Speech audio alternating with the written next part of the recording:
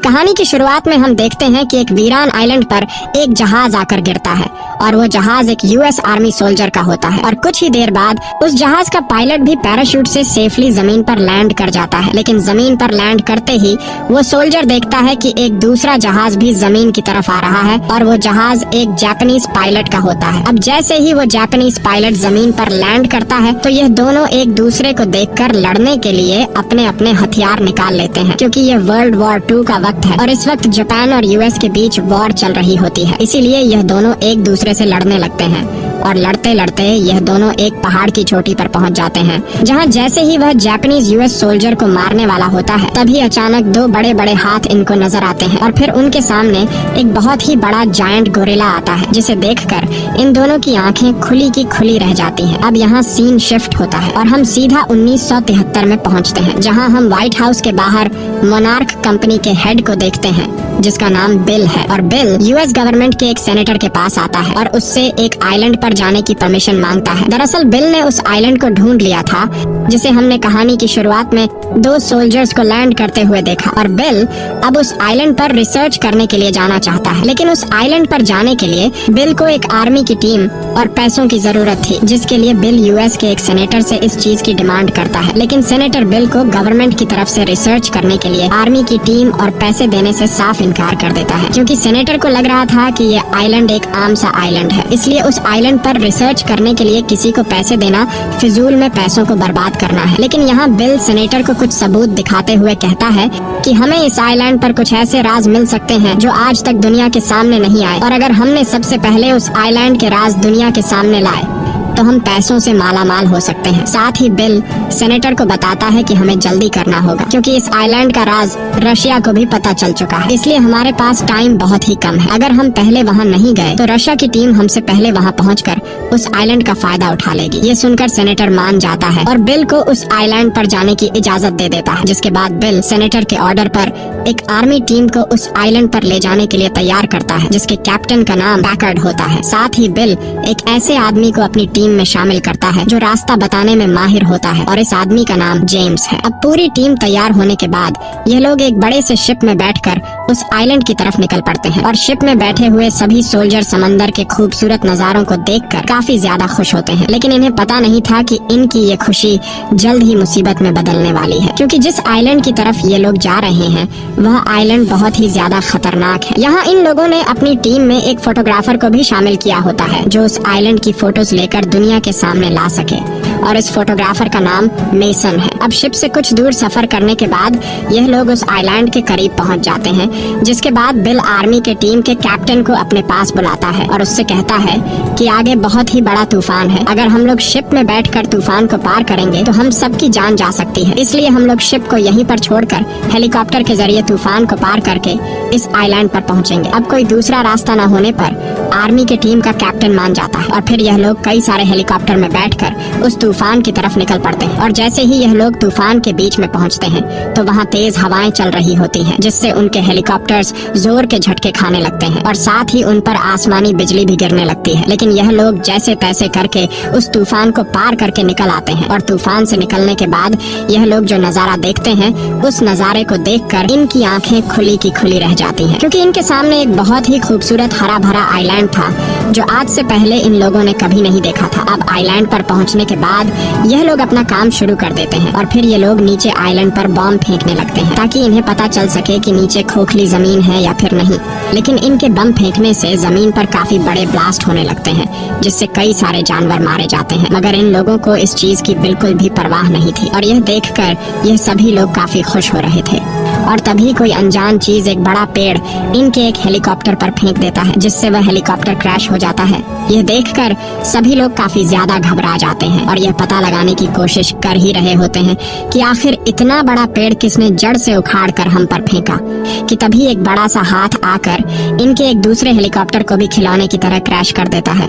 और फिर ये लोग कुछ ऐसा देखते हैं जिससे इनके होश उड़ जाते हैं, क्योंकि इनके सामने एक बहुत ही बड़ा गोरिल्ला खड़ा होता है जिसका नाम कॉन्ग है। और कॉन्ग कॉन्ग यहाँ इस जंगल का राजा है। अब यहाँ कुछ देर के लिए कॉन्ग शांत हो जाता है और किसी को कुछ भी नुकसान नहीं पहुँचाता, जैसे वो आर्मी से कह रहा हो कि तुम लोग यहाँ पर बम मत गिराओ और मैं तुम लोगों को कुछ नहीं कहूँगा। लेकिन आर्मी का कैप्टन कॉन्ग को हल्के में लेकर अपने टीम वालों को कॉन्ग पर फायर करने का ऑर्डर देता है, जिसके बाद आर्मी हेलीकॉप्टर से कॉन्ग पर गोलियां चलाने लगती है। लेकिन गोलियों से कॉन्ग को कुछ फर्क नहीं पड़ता और फिर कॉन्ग गुस्सा होकर हेलीकॉप्टर्स पर हमला कर देता है और कई हेलीकॉप्टर को क्रैश करके नीचे गिरा देता है। अब सभी हेलीकॉप्टर्स को क्रैश करने के बाद कॉन्ग वहाँ से जाने लगता है, लेकिन यहाँ आर्मी के टीम का कैप्टन काफी गुस्से से कॉन्ग को देख रहा होता है, क्योंकि कॉन्ग उसके कई सारे साथियों को मार कर चला गया और अब सभी लोग जंगल में यहाँ वहाँ बिखर चुके थे। जहाँ टीम का एक साथी जिसका नाम जेम्स है, जो यहाँ इन लोगों को रास्ता दिखाने के लिए आया है, उसे कुछ साथी मिल जाते हैं और फिर यह लोग अपनी ही एक अलग टीम बनाकर आगे बढ़ने लगते हैं। वहीं दूसरी तरफ कैप्टन सीधा जाकर बिल पर बंदूक तान देता है और उससे कहता है कि सच सच बताओ तुम हम लोगों को यहाँ पर क्यों लेकर आए हो। तब बिल उसे सारी सच्चाई बताता है कि आज से 30 साल पहले मैं अपने साथियों के साथ शिप में सवार था। तब रास्ता भटकने की वजह से हम लोग गलती से इस आइलैंड पर आ गए, लेकिन तभी एक बड़े मॉन्स्टर ने हमारे शिप पर हमला कर दिया, जिसमें शिप पर मौजूद मेरे सभी साथी मारे गए। बस मैं अकेला ही जिंदा बच गया और फिर वापस आकर मैंने गवर्नमेंट को इस आइलैंड के बारे में बताया, लेकिन किसी ने भी मेरी बात पर यकीन नहीं किया। और फिर मैंने खुद यह फैसला किया कि मैं इस आइलैंड पर जाऊंगा और इस आइलैंड की सारी सच्चाई दुनिया के सामने लाऊंगा, ताकि लोगों को पता चल सके कि अभी भी हमारी दुनिया में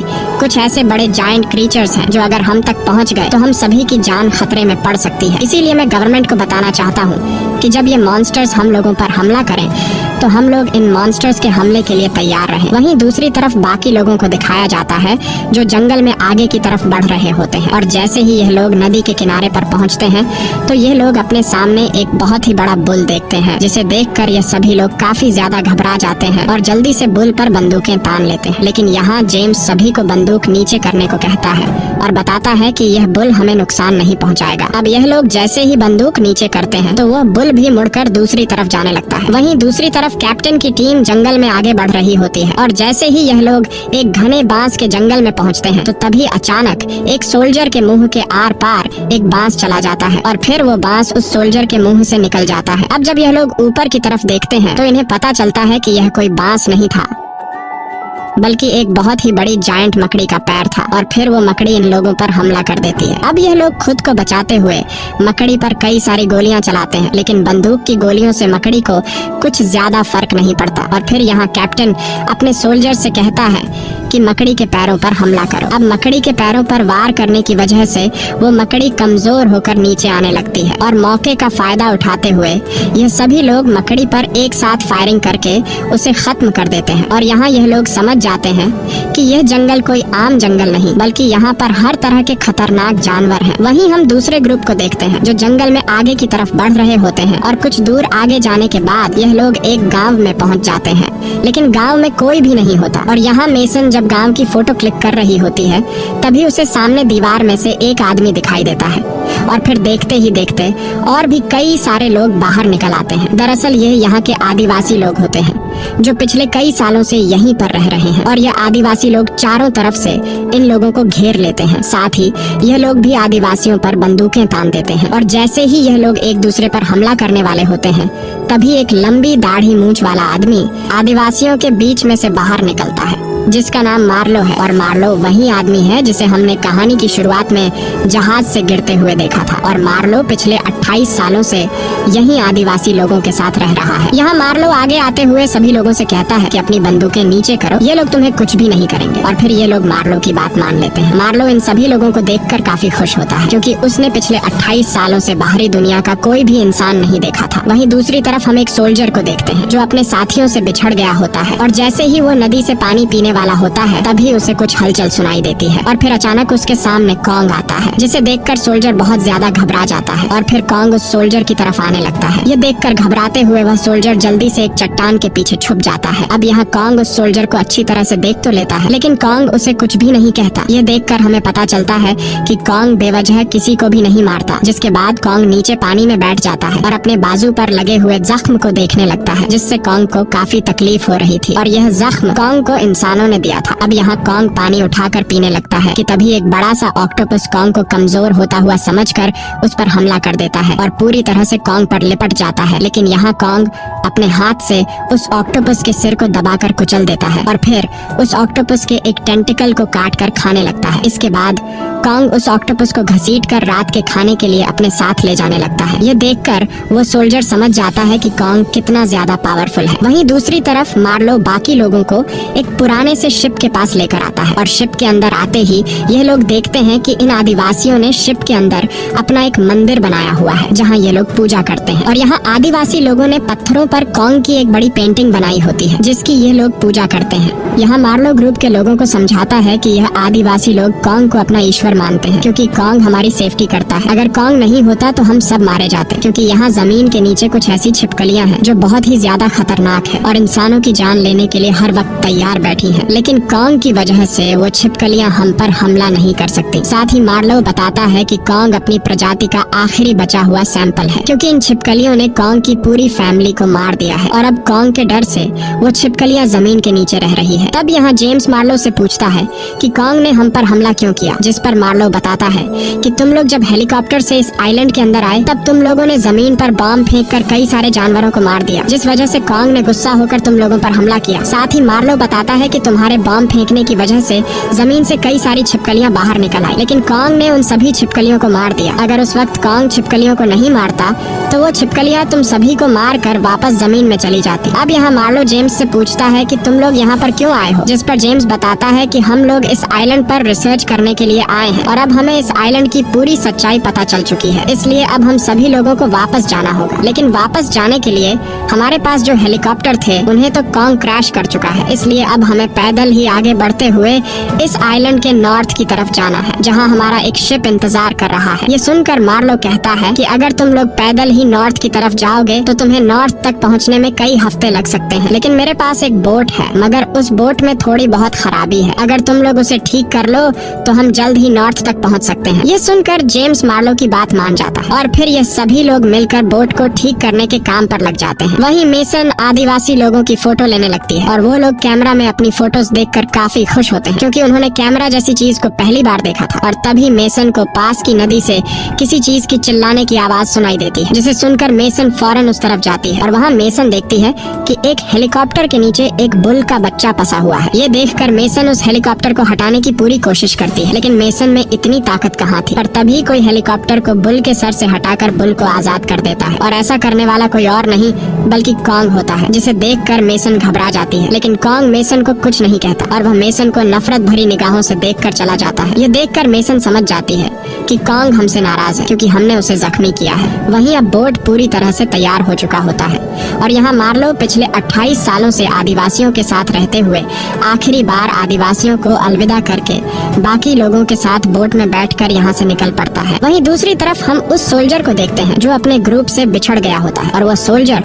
एक कटे हुए पेड़ के ऊपर बैठा होता है और तभी वो कटा हुआ पेड़ हिलने लगता है और यह सब महसूस करते हुए वो सोल्जर तुरंत खड़ा हो जाता है और यहाँ उसे पता चलता है कि यह कोई पेड़ नहीं बल्कि एक क्रीचर है और अब वो क्रीचर सोल्जर को मारने के लिए आगे बढ़ता है। लेकिन यहाँ जल्दी से वो सोल्जर अपनी बंदूक उठाकर उस क्रीचर पर गोलियां चलाता है, मगर उस क्रीचर पर गोलियों का असर ही नहीं हो रहा था। लेकिन फिर भी वो क्रीचर जल्दी से अपना सिर छुपाकर वहाँ से जाने लगता है। दरअसल उस क्रीचर ने आने वाले खतरे को महसूस कर लिया था और अब जैसे ही वो सोल्जर पीछे की तरफ मुड़ता है तभी एक बड़ी सी छिपकली आकर उस सोल्जर को जिंदा निगल लेती है। वहीं दूसरी तरफ बाकी लोग बोट में सवार होकर आगे की तरफ बढ़ रहे होते हैं। यहाँ मार्लो टीम के एक साथी को अपनी 28 साल पुरानी जिंदगी के बारे में बताते हुए कहता है कि इस दुनिया में मेरी वाइफ और मेरा एक बेटा है और आज से 28 साल पहले जब मैं वर्ल्ड वॉर 2 लड़ने के लिए जा रहा था तब मेरा बेटा 1 साल का था, लेकिन अब मेरा बेटा बड़ा हो चुका होगा और अब मेरी जिंदगी की आखिरी ख्वाहिश ये है कि मैं अपने बेटे को देख सकूं। अब रात भर बोट में सफर करने के बाद जब सुबह होती है तो इन लोगों ने काफी लंबा रास्ता तय कर लिया होता है और लकीली यहाँ इनका रेडियो भी काम करना शुरू कर देता है और फिर एक सोल्जर दूसरे ग्रुप के कैप्टन से कांटेक्ट करता है जहाँ इन दोनों ग्रुप्स को एक दूसरे का लोकेशन पता चल जाता है और यहाँ सोल्जर कैप्टन से कहता है कि हम लोग जल्द ही तुम्हारे पास पहुँचने वाले हैं। अब दूसरी टीम से बात होने के बाद ये सभी लोग काफी खुश होते हैं, लेकिन तभी एक बड़ा सा चमगादड़ आकर टीम के एक साथी को उठाकर ले जाता है और देखते ही देखते बोट पर मौजूद लोगों की आंखों के सामने चमगादड़ इनके साथी के टुकड़े टुकड़े कर देता है। यह देखकर सभी लोग काफी ज्यादा डर जाते हैं और फिर यह लोग बोट से आगे बढ़ते हुए नदी के किनारे पर बोट को खड़ी कर देते हैं, जिसके बाद यह लोग पैदल आगे का सफर तय करने लगते हैं। और कुछ ही दूर आगे जाने के बाद यह लोग दूसरी टीम यानी कि कैप्टन के साथ मिल जाते हैं। अब सभी लोगों के इकट्ठा होने के बाद जेम्स कहता है कि हमें अब शिप की तरफ जाना होगा, लेकिन यहाँ कैप्टन वापस शिप पर जाने से इनकार कर देता है और कैप्टन कहता है कि मुझे वेस्ट की तरफ जाना है क्योंकि वहाँ पर मेरा एक सिपाही है जिसका नाम चैपमैन है। दरअसल कैप्टन नहीं जानता था कि चैपमैन अब मारा जा चुका है। अब यहाँ मार्लो कैप्टन को काफी समझाता है कि वेस्ट की तरफ मत जाओ क्योंकि वेस्ट में काफी सारी छिपकलियां हैं जो हमें देखते ही हमें मार देगी। लेकिन कैप्टन किसी भी कीमत पर अपने साथी को अकेले छोड़कर जाने वाला नहीं था, इसलिए अब न चाहते हुए बाकी लोग भी कैप्टन के साथ वेस्ट की तरफ जाने लगते हैं। और फिर देखते ही देखते यह लोग वेस्ट में पहुँच जाते हैं, जहाँ इनके सामने एक बड़ा खुला मैदान आता है और उस मैदान में कई सारे बड़े जानवरों के स्कल्स पड़े हुए थे। यहाँ मार्लो सभी को बताता है कि यह स्कल्स कॉन्ग की फैमिली के हैं जिसे छिपकलियों ने मार दिया है। और अब जब यह लोग उस जगह से गुजर रहे होते हैं तभी उन्हें काफी डरावनी आवाजें सुनाई देने लगती हैं, जिसे सुनकर यह लोग भागने लगते हैं और फिर ये लोग जल्दी से उन स्कल्स के पीछे छुप जाते हैं। तभी एक जायंट छिपकली वहाँ आती है और इनके करीब आकर वो छिपकली एक इंसानी खोपड़ी उगल देती है और उस खोपड़ी के साथ लगे हुए आर्मी के बैज पर नाम को देखकर जेम्स को पता चल जाता है कि यह उसी चैपमैन नामी सोल्जर की खोपड़ी है जिसे ढूंढने के लिए कैप्टन हम लोगों को यहाँ पर लाया है। अब यहाँ जैसे ही वो छिपकली दूसरी साइड पर जाती है तब मौके का फायदा उठाते हुए ये लोग जल्दी से वहाँ से भागने लगते हैं, लेकिन जल्द ही वो छिपकली इन लोगों की स्मेल को सूंघते हुए वहाँ पहुँच जाती है और इनके एक साथी को जिंदा निगल लेती है। अब यहाँ सभी लोग एक साथ मिलकर उस जायंट छिपकली पर गोलियां चलाते हैं, लेकिन वो छिपकली धुंध का फायदा उठाते हुए पीछे हटकर इनसे छुप जाती है। अब यहाँ इन लोगों को पता था कि यह छिपकली हम पर फिर छुपके से वार करेगी, इसलिए ये लोग पहले से उस छिपकली के हमले के लिए तैयार बैठ जाते हैं। और जैसे ही वो छिपकली इन पर फिर से हमला करने के लिए आती है तब एक सोल्जर उस छिपकली पर मशीन गन से कई सारी गोलियां चलाता है, लेकिन छिपकली पर गोलियों का कुछ ज्यादा असर नहीं होता और फिर वह छिपकली उस सोल्जर को अपनी जुबान से पकड़कर जिंदा निगल लेती है। अब उस सोल्जर को मारने के बाद वह छिपकली मेसन के पीछे पड़ जाती है, लेकिन मेसन उन बड़े बड़े स्कल्स के बीच में से दौड़ते हुए छिपकली से खुद को बचा लेती है और इसी दौरान आग लगने की वजह से जहरीली गैस के बॉम्ब फट जाते हैं, जिस वजह से चारों तरफ जहरीली गैस फैल जाती है। और अब वह जायंट छिपकली इनके लिए काफी नहीं थी कि तभी वहाँ पर चमगादड़ भी आ जाते हैं और इन लोगों पर हमला करने लगते हैं, लेकिन यहाँ जेम्स गैस मास्क पहनकर तलवार से कई चमगादड़ों को मार गिराता है। अब यहाँ वह छिपकली चमगादड़ों की वजह से इन लोगों को परेशान होता देखकर मौके का फायदा उठाते हुए उन पर हमला करने लगती है, लेकिन यहाँ एक सोल्जर फायर गन से उस छिपकली पर आग बरसाने लगता है, जिससे वह छिपकली आग में जलकर मारी जाती है। अब छिपकली के खत्म होने के बाद यह सभी लोग इकट्ठा हो जाते हैं और सभी लोग यह डिसाइड करते हैं कि हमें अब इस आइलैंड से निकलकर अपने शिप की तरफ जाना होगा, लेकिन कैप्टन अभी भी नहीं मानता और कहता है कि मैं अपने साथी को ढूंढ के ही रहूंगा। तब जेम्स कैप्टन को उस सोल्जर का बैज दिखाते हुए कहता है कि तुम जिस सोल्जर को ढूंढ रहे हो वह मारा जा चुका है। यह सुनकर अब कैप्टन के पास और कोई भी बहाना नहीं बचता और यहाँ कैप्टन अपना असली चेहरा दिखाता है। दरअसल कैप्टन अपने सोल्जर को ढूंढने के लिए इन लोगों को यहाँ पर नहीं लाया था, बल्कि कैप्टन कॉन्ग को मारना चाहता था। और यहाँ कैप्टन बताता है कि कॉन्ग ने मेरे कई सारे सोल्जर्स को मारा है, इसलिए अब मैं कॉन्ग से अपने साथियों का बदला लेकर ही रहूंगा। तब यहाँ सभी लोग कैप्टन को समझाते हैं कि कॉन्ग कोई बुरा जानवर नहीं है, बल्कि वह तो हमारी छिपकलियों से सेफ्टी कर रहा है। अगर तुमने कॉन्ग को मार दिया तब छिपकलियां जमीन से निकलकर हम सभी को मार डालेगी। लेकिन कैप्टन बहुत ही घटिया इंसान था और वह किसी की भी बात नहीं सुनता, जिसके बाद जेम्स फैसला करता है कि हम लोग वापस शिप की तरफ जा रहे हैं और अगर तुम कॉन्ग को मारने के लिए जाना चाहते हो तो तुम जा सकते हो। अब यहाँ ये लोग फिर से दो ग्रुप्स में बंट जाते हैं और सोल्जर्स को ना चाहते हुए अपने कैप्टन के साथ जाना पड़ता है। वहीं जेम्स का ग्रुप जंगल में आगे की तरफ बढ़ रहा होता है, लेकिन यहाँ इन लोगों को आगे का रास्ता समझ नहीं आ रहा होता कि हमें किस तरफ जाना चाहिए। इसलिए जेम्स और मेसन डिसाइड करते हैं कि हम दोनों सामने के पहाड़ के ऊपर चढ़ेंगे, जहाँ ऊपर पहाड़ की चोटी से हम अपने शिप को देखेंगे कि हमारी शिप कहाँ पर है। इसके बाद यह दोनों पहाड़ के ऊपर चढ़ना शुरू कर देते हैं और कुछ ही देर बाद यह दोनों ऊपर पहाड़ की चोटी पर पहुंच जाते हैं, जहां यह लोग अपने शिप को तो नहीं देख पाते, लेकिन तभी इनके सामने कॉन्ग आ जाता है, जिसे देखकर यह दोनों बिना हिले डुले बिल्कुल एक स्टैचू की तरह सीधे खड़े हो जाते हैं, क्योंकि इन्हें पता था कि अगर हमने कॉन्ग के सामने कोई भी हरकत की तो हमारी मौत पक्की है। अब यहाँ कॉन्ग इनके काफी करीब आकर इन्हें देखने लगता है और मेसन पूरी तरह से हिम्मत जुटाकर अपना हाथ कॉन्ग की बॉडी से टच करती है, लेकिन कॉन्ग मेसन से कुछ भी नहीं कहता, जिससे मेसन समझ जाती है कि कॉन्ग इंसानों को नहीं मारना चाहता। वहीं दूसरी तरफ कैप्टन अपने साथियों के साथ मिलकर कॉन्ग के लिए जाल बिछा देता है और नदी के पानी में फ्यूल डालकर नदी को आग लगा देता है। यह देखकर कॉन्ग जल्दी से वहाँ पर पहुँच जाता है, लेकिन कॉन्ग को इस बात की खबर नहीं थी कि ये असल में उसके लिए बिछाया हुआ एक जाल है। और कॉन्ग के वहाँ पहुँचते ही कैप्टन जमीन में लगे हुए लैंड माइंस को ब्लास्ट कर देता है, जिससे कॉन्ग आग में जलने लगता है और एक बार फिर से कैप्टन कॉन्ग को गुस्सा कर देता है, लेकिन इस बार आग में जलने की वजह से कॉन्ग काफी ज्यादा कमजोर होकर नीचे जमीन पर गिर जाता है और अब कैप्टन कॉन्ग के आसपास बॉम्ब लगाकर उसे उड़ाना चाहता है। लेकिन इससे पहले कि कैप्टन कॉन्ग को बॉम्ब से उड़ा पाता, तभी वहाँ पर जेम्स, मार्लो और मेसन आ जाते हैं और यह तीनों कैप्टन को गन पॉइंट पर ले लेते हैं और कैप्टन से कहते हैं कि हम तुम्हें कॉन्ग को मारने नहीं देंगे, क्योंकि कॉन्ग को मारना तुम्हारी सबसे बड़ी गलती साबित होगी। अगर कॉन्ग मारा गया तो जमीन के अंदर रह रही सबसे बड़ी जायंट छिपकली बाहर आकर हम सभी को मार देगी। लेकिन कैप्टन पर किसी की भी बातों का असर नहीं होता और कैप्टन अपने सोल्जर से कहता है कि इन सभी को मार डालो। लेकिन अब कैप्टन के जो सोल्जर्स हैं वह सभी कैप्टन के खिलाफ हो जाते हैं, क्योंकि उन्हें भी इस बात का अंदाजा हो चुका था कि कॉन्ग हमारा दुश्मन नहीं है, बल्कि हमारा दुश्मन जमीन के अंदर रहने वाली जायंट छिपकली है। और तभी नदी के बीच में से एक बहुत ही बड़ी जायंट छिपकली बाहर निकलती है, क्योंकि उसे पता चल गया होता है कि कॉन्ग अभी कमजोर हो चुका है। और यहाँ मार्लो सभी को बताता है कि यही है वह जायंट छिपकली जो अभी तक जमीन के नीचे सो रही थी। अब यहाँ सभी लोग उस छिपकली को देखकर वहाँ से भाग जाते हैं, लेकिन कैप्टन नहीं भागता, क्योंकि कैप्टन अब कॉन्ग के साथ साथ उस छिपकली को भी उड़ाना चाहता था। और जैसे ही कैप्टन बॉम्ब के साथ अटैच हुए रिमोट का बटन दबाने वाला होता है, तभी कॉन्ग होश में आकर अपने हाथ से कैप्टन को वहीं पर कुचल देता है। इसके बाद कॉन्ग और छिपकली के बीच फाइट शुरू हो जाती है और यह दोनों एक दूसरे पर काफी जोरदार वार करने लगते हैं। वहीं बाकी लोग अपने बोट की तरफ भागना शुरू कर देते हैं, लेकिन तभी इनके पीछे छिपकली पड़ जाती है और यहाँ एक सोल्जर अपने हाथ में 2 ग्रेनेड्स पकड़कर छिपकली को उस पर हमला करने के लिए बुलाता है।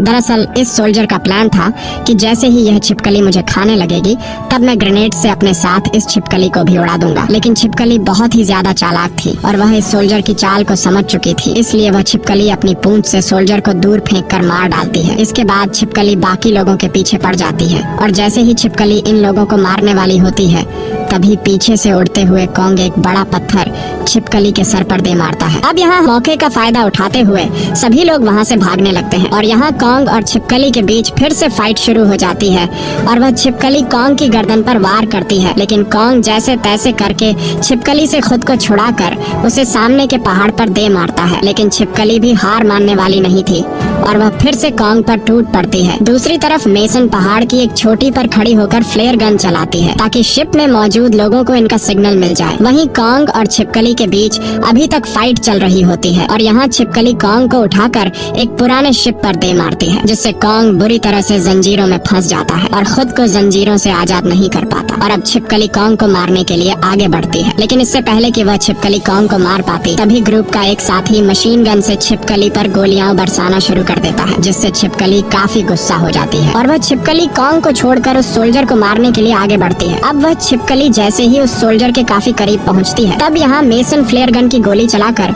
उस छिपकली को सीधा सर में शूट कर देती है, जिससे उस छिपकली का ध्यान मेसन की तरफ चला जाता है। वहीं कॉन्ग पूरी तरह से जोर लगाकर उन जंजीरों को तोड़ देता है और फिर कॉन्ग एक जंजीर के साथ बंधे हुए पंखे को देखकर उसे एक हथियार की तरह इस्तेमाल करता है और सीधा जंजीर से बंधा हुआ पंखा छिपकली की तरफ फेंककर उस छिपकली के पेट में घोंप देता है, जिससे छिपकली नीचे गिर जाती है। इसके बाद कॉन्ग फिर से छिपकली को उठाता है और सामने की चट्टान पर दे मारता है, लेकिन छिपकली के चट्टान से टकराने की वजह से मेसन नीचे पानी में गिर जाती है और पानी में डूबने लगती है। लेकिन इससे पहले कि मेसन पानी में डूबकर मारी जाती, तभी कॉन्ग जल्दी से पानी में अपना हाथ डालकर मेसन को बचा लेता है और जैसे ही कॉन्ग मेसन को साइड पर रखने के लिए अपना हाथ खोलता है, तभी पीछे से फिर से छिपकली कॉन्ग पर हमला कर देती है। अब यहाँ कॉन्ग छिपकली के सामने कमजोर पड़ गया था, क्योंकि एक एक हाथ में मेसन होने की वजह से कॉन्ग उस छिपकली से एक हाथ से लड़ रहा था और यहाँ वह छिपकली सीधा कॉन्ग के उस हाथ को खाने की कोशिश करती है जिसमें मेसन थी, लेकिन कॉन्ग अपना पूरा हाथ छिपकली के मुंह के अंदर डालकर उसकी जुबान पूरी तरह से बाहर निकालकर काट देता है, जिससे फाइनली उस जायंट छिपकली की मौत हो जाती है। अब यहाँ कॉन्ग बहुत ही आराम से अपनी हथेली खोलता है और देखता है कि मेसन मारी जा चुकी है। ये देखकर कॉन्ग बड़ी मायूसी से मेसन को एक साइड पर रख देता है, पर तभी मेसन की सांसें वापस आ जाती हैं और यहाँ हमें पता चलता है कि मेसन मरी नहीं थी बल्कि वह बेहोश हो गई थी। मेसन के होश में आने के बाद कॉन्ग पीछे मुड़कर मेसन को देखता है और वहाँ से जाने लगता है। अब यहाँ सभी लोग बोट में बैठकर वापस आने लगते हैं। साथ ही साथ ये लोग एक दूसरे से वादा करते हैं कि इस आइलैंड से बाहर जाने के बाद हम लोग गवर्नमेंट को इस आइलैंड के बारे में कभी भी नहीं बताएंगे, क्योंकि अगर गवर्नमेंट को कॉन्ग के बारे में पता चला तो गवर्नमेंट कॉन्ग को अपने साथ एक्सपेरिमेंट के लिए ले जाएगी। इसलिए यह आइलैंड जैसा है वैसा ही रहना चाहिए। मूवी के आखिर में हम देखते हैं